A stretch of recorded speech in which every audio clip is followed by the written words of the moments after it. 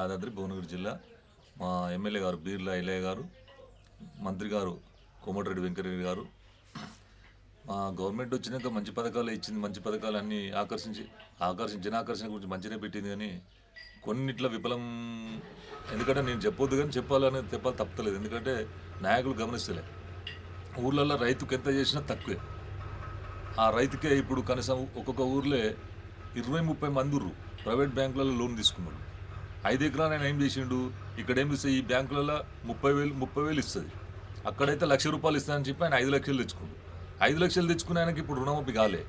దానివల్ల కొంత వ్యతిరేకత ఉంది. కాబట్టి మా పెద్దలు కూడా ఆలోచించాలి. ఎందుకంటే దానివల్ల చాలా వ్యతిరేకత ఉంది. మనం ఎంత చేసినా ఇంకా కొంత చేయకపోయే వరకు దాని మీద ఎంత చేసినా అది దాని మీద పడి ఎఫెక్ట్ పడి ప్రజలలో ఫెయిల్యూర్ కిందికి వస్తుంది. అది గమనిస్తలే మన వాళ్ళు. ఈ కొన్ని ప్రైవేట్ బ్యాంకులు HDFC, ICICI, axis bank, IDFC, ఈ కొన్ని ప్రైవేట్ బ్యాంకులలో ₹1 కూడా ఇంతవరకు మాఫీ కాలే. దాంట్లో తీసుకుంటే వాళ్ళంతా 5 లక్షలు 6 లక్షలు తీసుకున్న వాళ్ళు ఉన్నారు.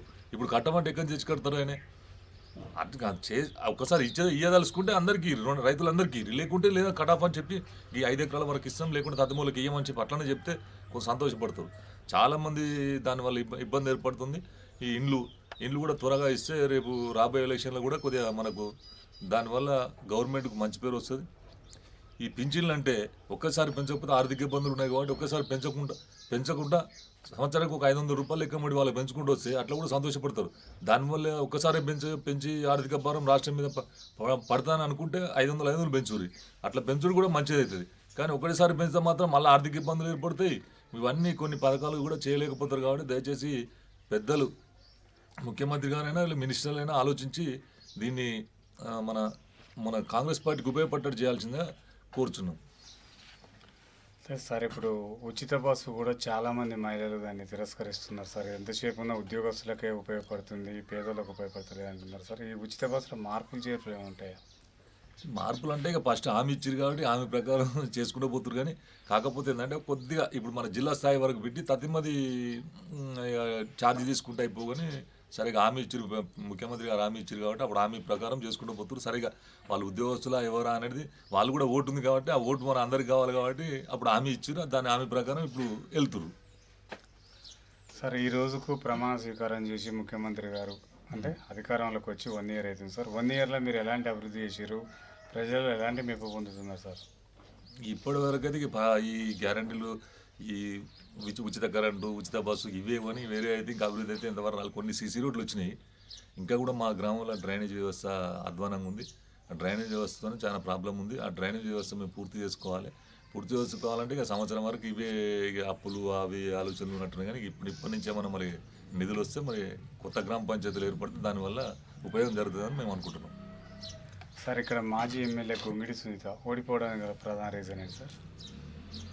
ఆమె దుర్స్థానం పార్టీ వాళ్ళ అధికార పార్టీ కూడా అప్పుడు ఆమె కూడా రాకపోయేది. ఈ శిలాఫలకాలు వేసి కొన్ని అభివృద్ధి పనులు కూడా చేయలే. ప్రజలలో బాగా వ్యతిరేకత వచ్చింది. గవర్నమెంట్ మీద ప్రజలలో 10 సంవత్సరాలు ఎవరు ప్రజలలో వ్యతిరేకత వచ్చింది. కొన్ని పనులు చేయలే కాబట్టి ఏమైనా షోపుటప్పులు చేసుకుంటూ పోయారు. మరి మా గవర్నమెంట్ కూడా ఇట్లా షోపుటప్పులు చేస్తే మా గవర్నమెంట్ కూడా చేసారు రాదు. సార్, ఇక్కడ గత సర్పంచ్ పరిపాలన ఏ విధంగా ఉంది? ఏమున్నది ఒక సీసీ రోడ్లు తప్ప ఆయన చేసింది. ఒక సీసీ రోడ్లు కూడా ఒక 10-20 లక్షల దాకా తెచ్చేసినట్టు. అంతకన్నా మేము గతంలో 9 బోర్లు వేసినాం ఒకసారి.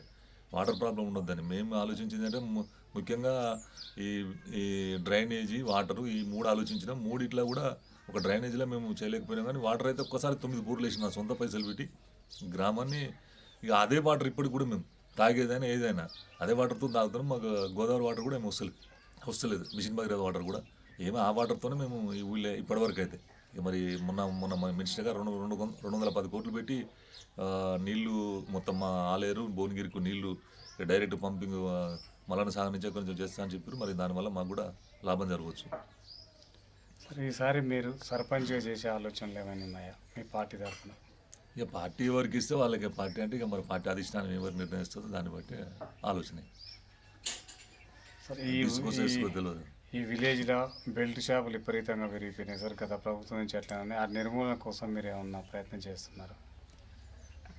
ప్రయత్నం అంటే ఇది పైనుంచే దాన్ని కంట్రోల్ చేయాలి. కానీ ఈ లోకల్లో చేయాలంటే కష్టం. ఇప్పుడు 7-8 కిలోమీటర్లు ఉంటుంది. మనం ఇక్కడ బంద్ చేసాం అనుకో, ఆయన అక్కడ పోయేతాడు, అక్కడ తాగుతాడు, దప్పుకునే యాక్సిడెంట్ ఏదైనా పడ్డాడు అనుకో, వాళ్ళకి రావాలి బుద్ధి, కానీ ఏమైనా గవర్నమెంట్ చేయాలి. అది పైనుంచే డిస్ట్రిబ్యూటర్ల కాంచే తగ్గించాలి, మందు తగ్గించాలి, దానికి ఈ బెల్ట్ షాపులు నిర్మించాలని మేము అందరం కోరుకుంటున్నాం, కానీ అది సాధ్యాలు గవర్నమెంట్ ఆలోచించాల్సిందే.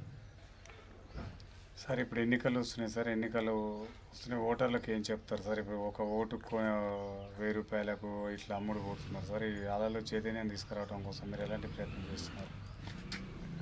ఓటర్లు పైసలు తీసుకోకుండా వేసినాడే అభివృద్ధి జరుగుతుంది. సరే వాళ్ళు ఆలోచించాలి ఇప్పటికి కూడా. సరే ఎవరు పని చేస్తారో వాళ్ళని చూసి ఓటేయాలి. సరే పని చేసేటోనికి ఓటేస్తే అది ఎప్పుడైనా అక్కర వస్తుంది. ఇక పైసలు ఇచ్చినట్టే వాడు మనం అడగడానికి కూడా వీలు ఉండదు, వాళ్ళకు కూడా తెలుసు. అయినా కాకపోతే ఏంటంటే కొంతమంది కొద్దిగా ఒక 10% అయితే చైతన్యం వచ్చినట్టు అనిపిస్తుంది. ఈసారి ఓట్లలో అదే ఏర్పడుతుంది. డబ్బుకు చూడరాని నేను అనుకుంటున్నాను, డబ్బును ఆలోచించరాని. సార్ మళ్ళీ బీఆర్ఎస్ అధికారంలోకి వస్తుంది అనుకుంటున్నారు? ఇక రాదు. ప్రత్యేకమేమో బీజేపీ ఉంటుంది, బీఆర్ఎస్ అయిపోయింది, బీఆర్ఎస్ పని. కాకపోతే ఏంటంటే ఇప్పుడు ఈ హైప్ చూపించేది ఏంటంటే ఇప్పుడు ఎలక్షన్లు ఉన్నాయి కదా, గ్రామ పంచాయతీరాజ్ ఎలక్షన్లు ఉన్నాయి కాబట్టి దాని మీద కొద్దిగా వాళ్ళు స్థానాలు ఎక్కువ వస్తే మాకు బలం ఎక్కువ ఉంటుందని ఆలోచనతో చేస్తారు, కానీ కష్టమే అది. ప్రత్యేకం బీజేపీ ఏర్పడుతుందని నేను అనుకుంటున్నాను. Okay, thank you sir.